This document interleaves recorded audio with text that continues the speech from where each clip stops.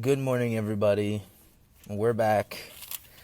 Alrighty, so yesterday in Genesis chapter 15, we found about we found out about God speaking with Abraham and telling him that He's going to bless all of the world through his descendants, and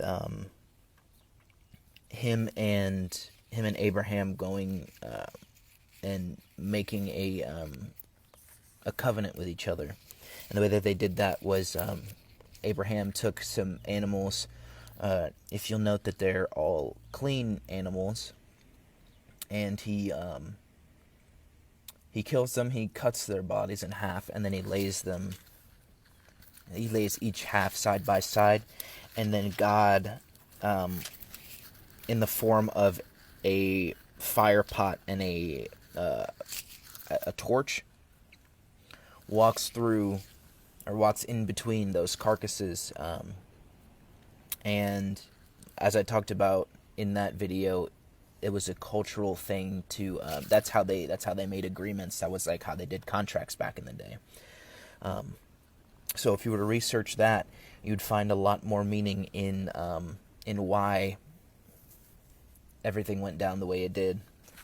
Anyway, we're going to go ahead and get started at Genesis chapter 16, verse 1. Now Sarai, Avram's wife, had not borne him a child, but she had an Egyptian slave girl named Hagar.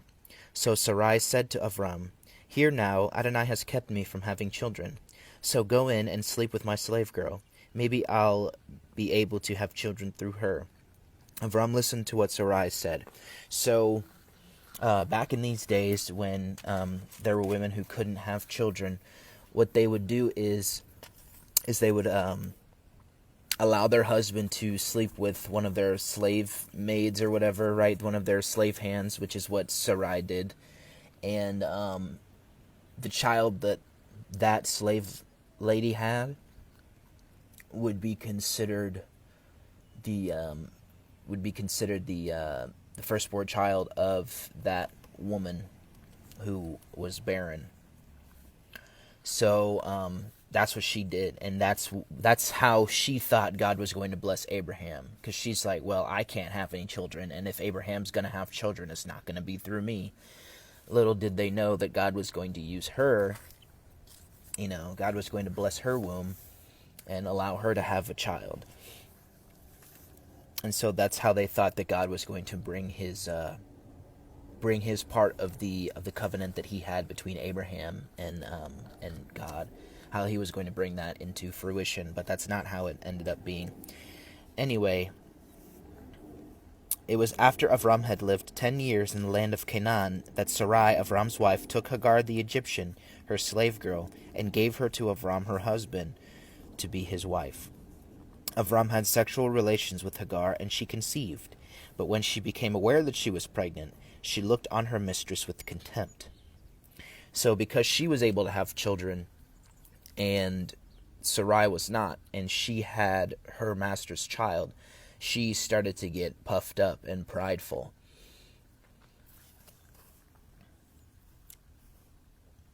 Where are we at? Sarai said to Avram, "This outrage being done to me is your fault. True, I gave my slave girl to you to sleep with, but when she saw that she was pregnant, she began holding me in contempt. May Adonai decide who is right, I or you." So this is kind of messed up. So here again we see another image of Adam and Eve playing the blame game, right? So Sarai thought it was a good idea for Abram to go ahead and sleep with her slave girl, right? And then now that that's happened and the slave girl is starting to show her ass, as some people would say, she's getting mad, Sarai's getting mad, and she's starting to blame Abram for her own decision. And it's like, may God judge who's right between us. Me for being in the wrong because I was the one who suggested it, or you for going through with it. That's kind of messed up, but it's human nature to play the blame game instead of taking responsibility for our own actions. So, alrighty, continuing on. However, Avram answered Sarai, "Look, she's your slave girl. Deal with her as you think fit." So, Abram, also being a human, isn't giving the best advice that he should be giving, Instead of trying to dissolve the issue, by having civil conversation with them, he's just like, well, she's your slave girl, so you treat her how you want to. Taking the blame off of him and just putting it back onto somebody else. Not what we should be doing, guys. Not what we should be doing. Then Sarai treated her so harshly that she ran away from her. Now, whether that be physical, mental, emotional abuse, it could have been all three. Could have been some combination. Hagar ran away, and rightfully so. But then again, she shouldn't have been, treating her mistress with contempt. She should have, even though she was, the bearer of her slave master's child, she still should have had respect for the authority figures in her life, whether they were forced upon her or not.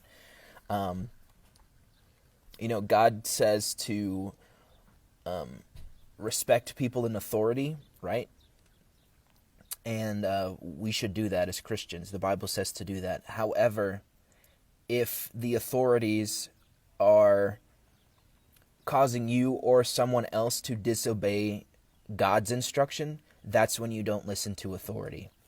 And the Bible is very clear on that, because when the Israelites were exiled in Babylon, right, they had no choice but to listen to the authorities there. But when it came to doing things against what God has said, which is the ultimate authority, right, he's higher authority than any man, right, except for Jesus, of course, because Jesus was God in the flesh.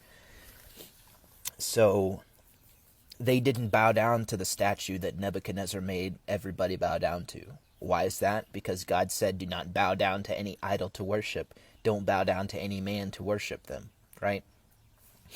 So in that instance, they were justified in not listening to authority, because that authority was telling them to do something against the ultimate authority. So if she wouldn't have treated, Sarai with contempt, that whole relationship would have been different, but that's not how it played out. Anyway, the angel of Adonai found her by a spring in the desert, the spring on the road to shore, and said, "Hagar, Sarai's slave girl, where have you come from, and where are you going?" She answered, "I'm running away from my mistress Sarai." The angel of Adonai said to her, "Go back to your mistress and submit to her authority." You see there? What did he say? Go back to her and submit to her authority. God knows what he's doing. The angel of Adonai said to her, "I will greatly increase your descendants. There will be so many that it will be impossible to count them." So here we see another kind of promise of God, and he says basically the same thing he said to Abraham, right? I'm going to bless, you're going to have so many descendants, you're not going to be able to count them. The angel of Adonai said to her, "Look, you are pregnant, and you will give birth to a son. You are to call him Ishmael," which means God pays attention, because Adonai has paid attention to your misery. He will be a wild donkey of a man, with his hand against everyone, and everyone's hand against him, living his life at odds with all his kinsmen. So she named Adonai, who had spoken with her, El Roi, which means God of seeing, because she said, "Have I really seen the one who sees me and stayed alive?" This is why the well has been called Be'er Lahai Roi, well of the one who lives and sees. It lies between Kadesh and Bered. Hagar bore Avram a son, and Avram called the son whom Hagar had borne Ishmael. Avram was 86 years old when Hagar bore Ishmael to Avram. All right, and that is chapter 16. So it kind of sounds like Ishmael is how you'd say it in Hebrew, but Ishmael seems like the child of promise that God was talking to Abraham about. However, when we read chapter 17, we're going to find out that that's not true. Yes, Ishmael is going to be Hagar's descendants through Ishmael are going to be, many, and people aren't going to be able to count them. But God is not going to bring His promise of blessing to the people through Ishmael, and we'll find that out in chapter 17. And I think if I'm not wrong, that chapter 17, when it talks about this, is a very good defense against Muslims who claim that Muhammad is a higher prophet than a higher prophet of God than Jesus was. I've never read the Quran, so forgive me if I don't speak proper on this, but from what I've heard and the research that I've done, the Quran does mention Jesus multiple times, many times, a lot of times, more times than people would expect. But they don't give Jesus the proper representation that they should. And they say that Jesus was just another prophet of God. He wasn't the prophet. He wasn't the one who was sent to bless the nations. They claim that to be Muhammad. And Muhammad claims to be one of the descendants of Ishmael. So here we see that he is, part of the blessing that God gave to Ishmael's descendants, right? But he is not, Ishmael and his descendants are not going to bring the blessing of God to the nations. That is, that responsibility is left up to Isaac, who Abraham will have later.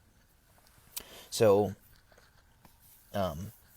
I'll talk a bit more on that when we get to chapter 17, but I just wanted to give you guys a heads up so that you know. If you want to read on your own, you can go ahead and read it. But if you're reading along with me, then go ahead and meditate on chapter 16. And, if there's something that God has been speaking to you about in there, then continue to think about it, continue to meditate, continue to ponder, continue to contemplate on it. When you do those things, right, and you constantly have God's word going off and around in your head, you'll start to hear Him, and you'll start to hear His messengers, which are the angels. You'll start to hear Him and them talking to you and telling you the right ways that you should go, and that's a good thing. That's a good thing. The more you put God into your body, into your temple, the more the evil spirits will leave your temple, because they can't, light and darkness cannot mingle with each other. When you start bringing in more light, that darkness that you had leaves. It leaves, and it keeps leaving. That's why you have to continually refuel your temple with the Spirit of God. Anyway, you guys have a wonderful day. I will see you guys later on today with Genesis chapter 17.